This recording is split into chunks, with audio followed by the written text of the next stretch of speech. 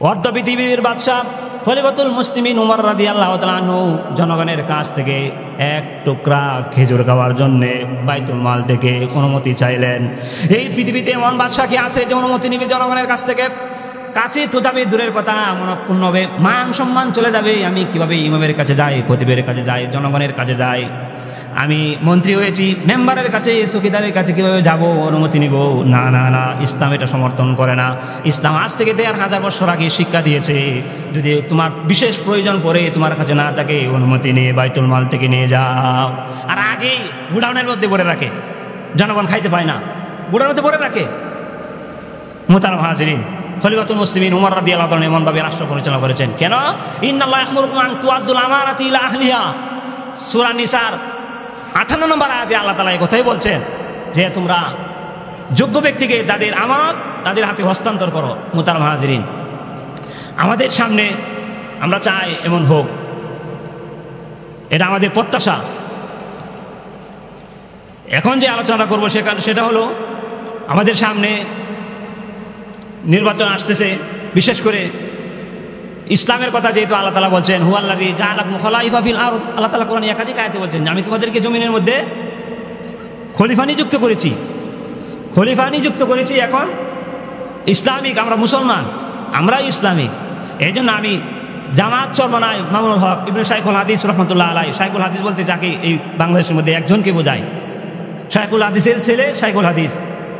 জামাত একটা ইসলামিক দল, চরমনায় মামুনুল হক, আমরা যাকে চিনি, ওনাকে চিনে না এমন মানুষ এই পৃথিবীতে মোটামুটি কমে আছে। বাংলাদেশে তো নাই বললেই চলে, সকলেই চিনে ইনশাল্লাহ। কি বলেন? কারা নির্যাতিত আলেমে দিন। জামাত চরমনায় মামুনুল হককে আমি বলবো আপনারা 3টি ইসলামিক দল একসাথে হন। আমার উদাত্ত আহ্বান থাকবে, কারণ সামনে আমাদের সময় অতি কম। আমাদের মুসলমান, আমরা যারা জনগণ আছি, কোরআনে আল্লাহ তাআলা কি বলছেন দেখেন, সূরা বাকারার 185 নম্বর আয়াত আল্লাহ তাআলা বলেন ক্বালু সামি'না ওয়া আতা'না। মুসলমান যখন আল্লাহর কথা শুনবে, নবীজির কথা শুনবে, ইসলামের কথা শুনবে, তখন বলবে ক্বালু সামি'না ওয়া আতা'না, আমরা শুনছি এবং মেনে নিয়েছি। শুনলাম, মেনে নিলাম। কি শুনলাম? যে ইসলামিক রাষ্ট্র পরিচালনা করতে হবে, শুনলাম। আর কাজের সময় কাজ করলাম। আর কাজ করলাম না, তাহলে আল্লাহ তাআলা বেজার হয়ে যাবে। কোরআনে আল্লাহ তাআলা সে কথা ঘোষণা করেছে।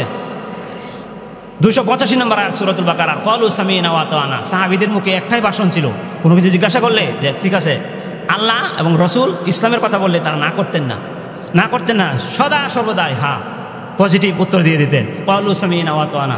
এই জন্য আমি বলবো আপনাদের পিছনে, আপনারা এই 3টি দল হলো বিশেষ বড় একটি দল, 3টি দল, কোনোটাতে কোনোটা কম না। এই জন্য আপনাদের পিছনে আমরা সাধারণ জনগণ ক্বালু সামি'না ওয়া আতা'না, ইসলামের জন্য, শুধু ইসলামের স্বার্থে, কোরআনের স্বার্থে, আল্লাহর জন্য, রসুলের জন্য, জান্নাতের জন্য আমরা এগুলি অ্যাক্টিভ আছি ইনশাল্লাহ, আমরা সেগুলি প্রস্তুত। এই জন্য আপনারা এখন এটা সারা মিডিয়াতে চলবে, সারা পৃথিবীর মানুষ দেখবে সেটা।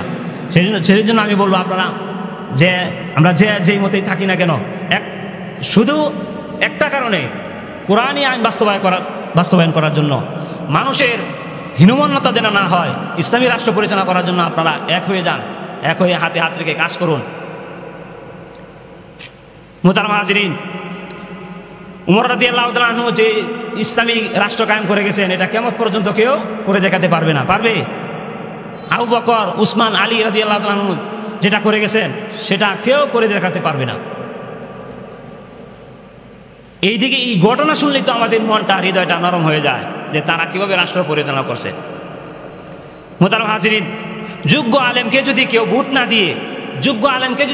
না দিয়ে অন্য কোথাও ভোট দেয়, অন্য কাউকে রাষ্ট্র পরিচালনা করার সুযোগ করে দেয়, তাহলে আমি এখানে আজকে বলে দিলাম 3 বছর 5 বছর পর পর জুলাই আগস্ট আন্দোলন করে পালন করতে হবে, কারণ এছাড়া সম্ভব হবে না। যখন নির্যাতিত আমি হব, তখন বাধ্য হয়ে জুলাই আগস্ট পালন করতে হবে।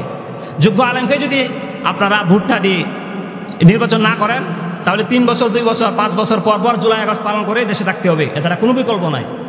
কারণ রাসূল সাল্লাল্লাহু আলাইহি ওয়াসাল্লাম সহিহ বুখারীতে বলছেন ইযা ফুসসিদাল আমরু ইলা গায়রি আহলি ফান্তাজিরিস সাআ, অযোগ্য ব্যক্তিকে যখন তোমরা ক্ষমতায় আসনে বসাবা, তাহলে তখন কিয়ামতের জন্য অপেক্ষা করো। সহিহ বুখারী শরীফের 2386 নম্বর হাদিস, কুল্লুকুম রাঈন ওয়া কুল্লুকুম মাসউলুন আন রাইয়াতিহি, যে প্রত্যেকই দায়িত্বশীল, তোমরা দায়িত্ব সম্পর্কে জিজ্ঞাসিত করা হবে। কোনো আলেম, কোনো বুজুর্গানে দিন, কোনো 5 ওয়াক্ত নামাজি বান্দা যদি সে রাষ্ট্রীয় ক্ষমতা বসে, সে কোনোদিন জুলুম, অত্যাচার, নির্যাতন করবে না, কারণ তাদের কোরআন নিয়ে তাদের চলা, কোরআন নিয়ে জীবন, কোরআন নিয়ে মরণ।